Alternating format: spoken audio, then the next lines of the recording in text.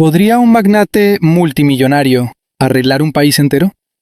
¿Es posible trasladar la fría, eficiente y a veces implacable lógica de una corporación exitosa a la administración pública de una nación en crisis? Pero la pregunta más incómoda que hoy sacude a los analistas es otra. ¿Estamos presenciando el nacimiento del Nayib Bukele mexicano? Para millones de personas, cansadas de la retórica de los políticos tradicionales, la idea de un líder con músculo financiero propio, que no le deba nada a nadie y que prometa mano dura contra la burocracia y el crimen, suena como la única salida lógica. Para otros, es el inicio de un peligroso experimento donde el Estado se convierte en una empresa privada.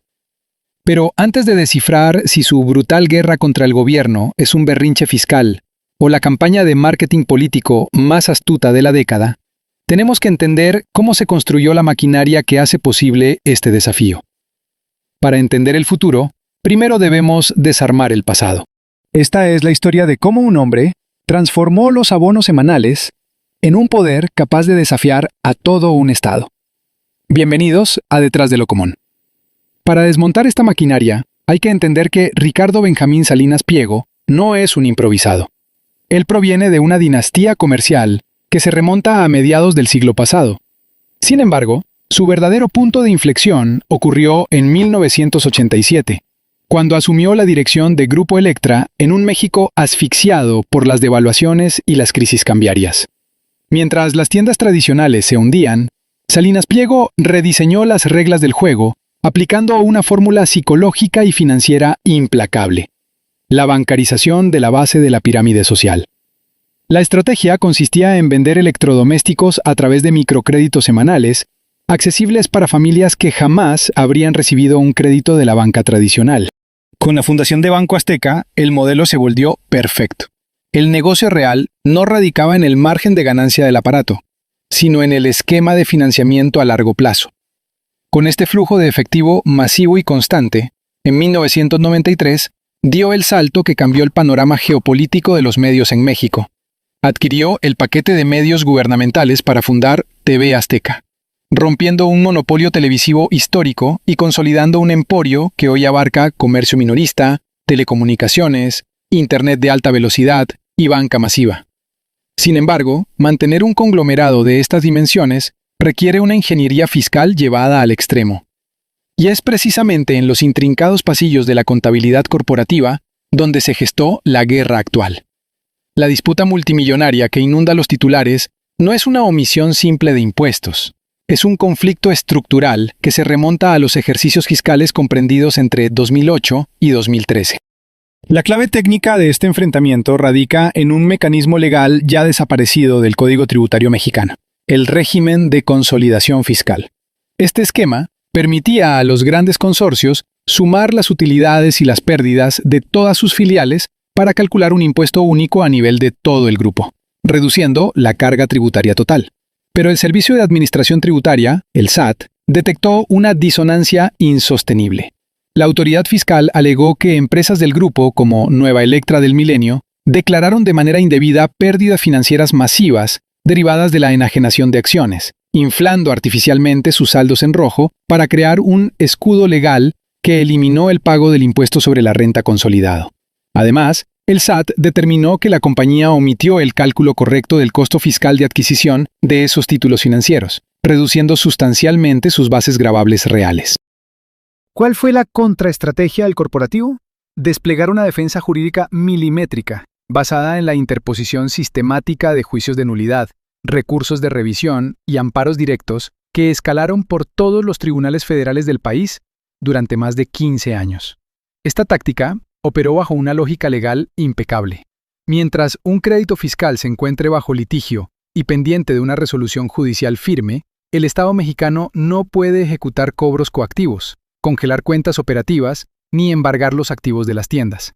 El dinero se quedaba dentro de la empresa, generando rendimientos. No obstante, esta estrategia de desgaste legal contenía una trampa de tiempo invisible. Cada año de retraso acumulaba actualizaciones por inflación y multas moratorias, provocando que la deuda histórica original se multiplicara de forma exponencial. La tregua histórica entre el poder político y el poder económico se rompió por completo con el viraje radical en la política de fiscalización del gobierno federal. Aunque al inicio de la administración pasada Salinas Pliego mantuvo una cercanía estratégica e incluso formó parte del Consejo Asesor Empresarial de la Presidencia, el compromiso del gobierno de exhibir públicamente a los grandes deudores destruyó el pacto de caballeros. La relación pasó de la diplomacia de oficina a una abierta hostilidad cuando el Ejecutivo comenzó a exponer las cifras de los créditos fiscales en cadena nacional. Cualquier otro gran empresario habría optado por el repliegue, la discreción y comunicados redactados por un comité de abogados. Pero el dueño de Grupo Salinas decidió hackear el sistema de atención pública. A través de su cuenta verificada en la plataforma X, bajo el alias de El Tío Richie, el magnate construyó una narrativa de resistencia ideológica sumamente efectiva. Acuñó el término gobiernícolas para etiquetar de manera generalizada a la burocracia estatal, retratándolos como parásitos ineficientes que despilfarran los recursos de los ciudadanos en proyectos e infraestructura inconclusa. La premisa detrás de su contraataque mediático era simple pero poderosa: posicionar al SAT no como una entidad recaudadora legítima, sino como una maquinaria de extorsión fiscal, armada por funcionarios tramposos. Al mismo tiempo, utilizó los espacios informativos estelares de TV Azteca para emitir reportajes críticos de corte sistémico contra las políticas del Estado, marcando un precedente absoluto en el uso de una concesión pública de radiodifusión para dirimir un pleito estrictamente corporativo y financiero. Pero toda estrategia de resistencia legal en un Estado de Derecho tiene una última parada obligatoria. A finales de 2025, el largo recorrido de los amparos contables llegó a la máxima tribuna jurídica del país, la Suprema Corte de Justicia de la Nación. En una sesión marcada por la tensión política y las presiones cruzadas de los mercados financieros, los ministros del Alto Tribunal emitieron un fallo devastador para la defensa de Grupo Salinas. Desecharon 7 de los 9 amparos principales interpuestos por Nueva Electra del Milenio, determinando que sus interpretaciones contables violaban los principios constitucionales de proporcionalidad tributaria. El dictamen dejó en firme créditos fiscales multimillonarios acumulados por décadas.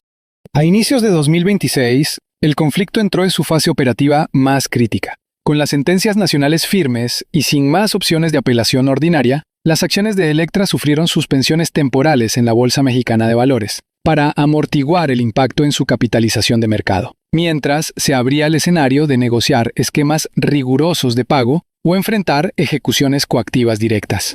Como última carta desesperada, el magnate internacionalizó el litigio, recurriendo ante la Comisión Interamericana de Derechos Humanos y abriendo paneles de arbitraje bajo las reglas de protección de inversiones del TMS, argumentando que el Estado mexicano ha orquestado una persecución política que vulnera el derecho humano a la propiedad privada y la seguridad jurídica. Llegados a este punto, la pregunta obligada es: ¿se trata simplemente de la defensa desesperada de un billonario protegiendo sus activos financieros? ¿O estamos presenciando el despliegue del marketing político más disruptivo de la era digital?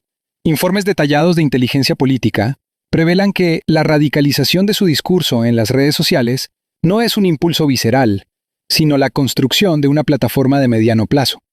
El objetivo estratégico inmediato no apunta directamente a la presidencia, sino a las elecciones legislativas intermedias de 2027. Salinas Pliego está diseñando los cimientos para articular financiamiento, apoyo mediático y una red ciudadana enfocada en impulsar un bloque parlamentario de diputados afines a su ideología económica libertaria, bajo las banderas de la eficiencia empresarial, el combate a la corrupción burocrática y una política de mano dura frente al crimen. En un país donde las candidaturas independientes presidenciales enfrentan barreras legales casi insalvables, medir el músculo de su narrativa en las elecciones de 2027 será el termómetro definitivo. Si su bloque legislativo tiene éxito, el camino quedará completamente pavimentado para una candidatura presidencial absoluta en el año 2030, replicando con precisión quirúrgica el fenómeno de los outsiders corporativos que hackearon la política tradicional.